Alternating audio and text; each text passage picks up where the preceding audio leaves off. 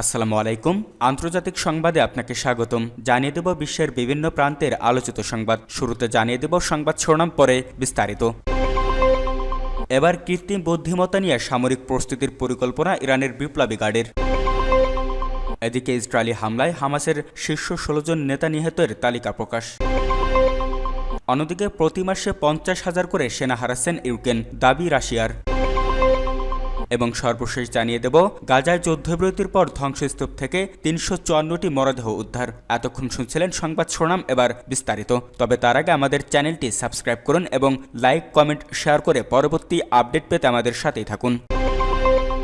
কৃত্রিম বুদ্ধিমত্তা নিয়ে সামরিক প্রস্তুতির পরিকল্পনা ইরানের বিপ্লবী গার্ডের। ইসলামিক রেভলিউশনারি গার্ড কর্পসের RGC commander major general Hossein Salami তেহরানে এক কনফারেন্সে কৃত্রিম বুদ্ধিমত্তা সামরিক কাজে ব্যবহারের পরিকল্পনা প্রকাশ করেছেন। তিনি বলেন, আইআরজিসি নৌবাহিনী এবং আকাশ প্রতিরক্ষা ব্যবস্থায় এআই প্রযুক্তি ব্যবহার করবে। এক প্রতিবেদনে এই খবর দিয়েছে মেহের নিউজ। সালামি জানান, এআই এর মাধ্যমে আইআরজিসি নৌবাহিনীর শত্রু নৌযান শনাক্ত করতে এবং লক্ষ্যবস্তুতে আঘাত করতে সক্ষম হবে, এমনকি শত্রু তার ট্রান্সপন্ডার বন্ধ করলেও বা অবস্থান পরিবর্তন করলেও। তিনি বলেন, এআই শত্রু নৌযানগুলির কেন্দ্রবিন্দুতে আঘাত আনতে সাহায্য করবে, যা ড্রোন আক্রমণের ফলে বড় শত্রু নৌযানকেও ক্ষতি না করার সম্ভাবনা কাটিয়ে উঠবে।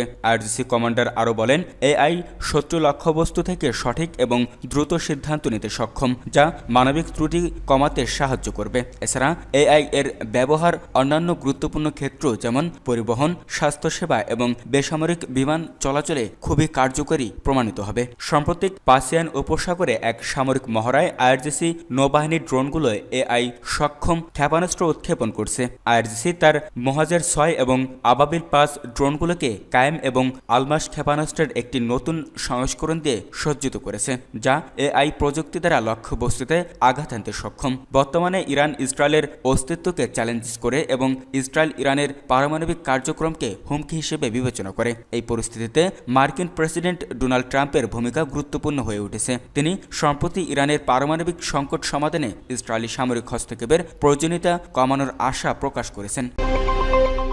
ইসরায়েলি হামলায় হামাসের শীর্ষ 16 জন নেতা নিহতের তালিকা প্রকাশ। গাজায় 16 মাস ধরে ইসরায়েলি হামলা ও আগ্রাসনে নিহত 16 জন শীর্ষ নেতার একটি তালিকা প্রকাশ করেছে ফিলিস্তিনের স্বাধীনতাকামী সংগঠন হামাস। নিহতদের মধ্যে রয়েছেন ইসমাইল হানিয়া, ইয়াহিয়া সিনোয়ার ও সালে আল আরুরের মতো খ্যাতিমান নেতা। প্রকাশিত এক বিবৃতিতে হামাস নিশ্চিত করেছে তাদের সামরিক শাখার প্রধান মোহাম্মদ দেইফও নিহত হয়েছেন। এছাড়া শীর্ষ সামরিক কমান্ডার মারওয়ান ইশা, আহমেদ আল গান্দুর এবং আইমান নোফালও নিহত হয়েছেন। সে সঙ্গে প্রতিরোধমূলক লড়াইয়ে অনস্বীকার্য অবদানের জন্য নিহত নেতাদের ভূয়সী প্রশংসা করেছেন হামাস। জানিয়েছে তাদের মৃত্যু স্বাধীনতাকামী আন্দোলনকে দুর্বল করবে না। এদিকে গত 19 জানুয়ারি হামাস ও ইসরায়েলের মধ্যে একটি যুদ্ধবিরতি চুক্তি এবং বন্দি বিনিময় কার্যকর হয়েছে, যা প্রাথমিকভাবে 42 দিন স্থায়ী হবে। এই চুক্তির মধ্যস্থতা করেছে মিশর ও কাতার এবং এতে যুক্তরাষ্ট্র সমর্থন দিয়েছে। এদিকে ইসরায়েলের 16 মাসের হামলায় 47,500 জনের বেশি ফিলিস্তিনি নিহত হয়েছেন, যাদের অধিকাংশই নারী ও শিশু। এছাড়া আহত হয়েছেন 1,11,000 জনেরও বেশি।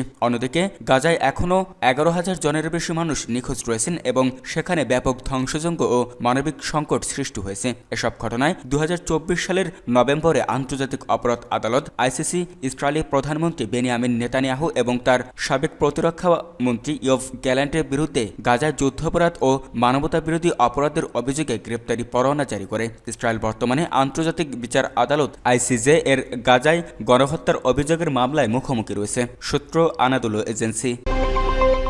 প্রতি মাসে 50,000 করে সেনা হারাচ্ছেন ইউক্রেন, দাবি রাশিয়ার। রাশিয়ার সঙ্গে যুদ্ধে প্রতি মাসে প্রায় 50,000 করে সেনা হারাচ্ছেন ইউক্রেনের সেনাবাহিনী। গত 6 মাস ধরে এমনটা ঘটেছে বলে দাবি করেছেন রুশ প্রতিরক্ষা মন্ত্রণালয়। খবর আরটির। প্রতিরক্ষা মন্ত্রণালয়ের বিবৃতিতে বলা হয়েছে, চলতি জানুয়ারি মাসে ইতিমধ্যেই 51,960 জন সেনা হারিয়েছে ইউক্রেনীয় বাহিনী। তার আগের মাস ডিসেম্বরে এই সংখ্যা ছিল 48,470 জন এবং নভেম্বরে ছিল 60,805 জন। তবে প্রতি মাসে যে পরিমাণ সেনা হারাচ্ছেন হারাচ্ছেন ইউক্রেন সেই তুলনায় নিয়োগে ঘাটতি থেকে যাচ্ছে। রুশ প্রতিরক্ষা মন্ত্রণালয়ের বিবৃতি অনুসারে প্রতি মাসে গড়ে 30,000 নতুন সেনা নিয়োগ দিচ্ছে ইউক্রেনের সেনাবাহিনী। এছাড়া বাহিনী থেকে সেনাদের পলায়নের ঘটনাও ঘটে নিয়মিত। 2022 সালের ফেব্রুয়ারির শেষ সপ্তাহ থেকে যুদ্ধ শুরুর পর এই পর্যন্ত ইউক্রেনীয় বাহিনী থেকে প্রায় 1 লাখ সেনা পালিয়েছে বলে দাবি করেছে রুশ মন্ত্রণালয়। সেনাবাহিনীতে নিয়োগ আরও বাড়াতে ইউক্রেনের প্রেসিডেন্ট বাহিনীতে বাধ্যতামূলক যোগদানের বয়স 25 থেকে 18 বছরে নামিয়ে আনার জন্য ভলাদিমির জেলেনস্কির উপর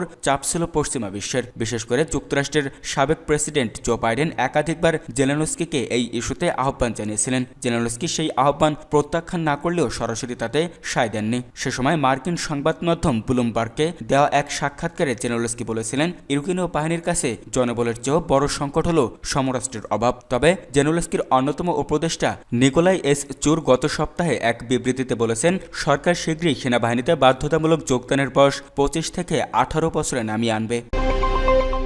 গাজায় যুদ্ধবিরতির পর ধ্বংসস্তূপ থেকে 354 জনের মরদেহ উদ্ধার। গাজায় যুদ্ধবিরতি কার্যকর হওয়ার পর থেকে এখন পর্যন্ত ধ্বংসস্তূপের নিচ থেকে 354টি মরদেহ উদ্ধার হয়েছে। জাতিসংঘের মানবিক বিষয়ক সমন্বয়ক অফিস এই তথ্য জানিয়েছে। এক প্রতিবেদনে এই তথ্য জানিয়েছে সংবাদ মাধ্যম আল জাজিরা। জাতিসংঘ তাদের সর্বশেষ গাজা পরিস্থিতি মূল্যায়নে জানিয়েছে, 22 থেকে 28 জানুয়ারির মধ্যে গাজা উপত্যকার বোমা বিধ্বস্ত ভবনের ধ্বংসাবশেষে 171 জন ফিলিস্তিনির মরদেহ পাওয়া গেছে। গাজার স্বাস্থ্য মন্ত্রণালয়ের বরাত দিয়ে জাতিসংঘের মানবিক বিষয়ক সমন্বয়ক অফিস OCH জানিয়েছে, গত 19 জানুয়ারি থেকে ইসরায়েল ও হামাসের মধ্যে যুদ্ধবিরতি শুরু হওয়ার পর থেকে এখন পর্যন্ত মোট 354টি মৃতদেহ উদ্ধার করা হয়েছে। OCH আরও জানিয়েছে, গাজায় আনুমানিক 5 কোটি টন ধ্বংসস্তূপ রয়েছে, যা অপসারণ করতে 20 বছর পর্যন্ত সময় লাগতে পারে। গত 19 জানুয়ারি থেকে কাতার, মিশর ও যুক্তরাষ্ট্রের মধ্যস্থায় গাজায় যুদ্ধবিরতি কার্যকর হয়। এর ফলে আপাতত বন্ধ হয়েছে গাজার মৃত্যু মিছিল। তবে গাজায়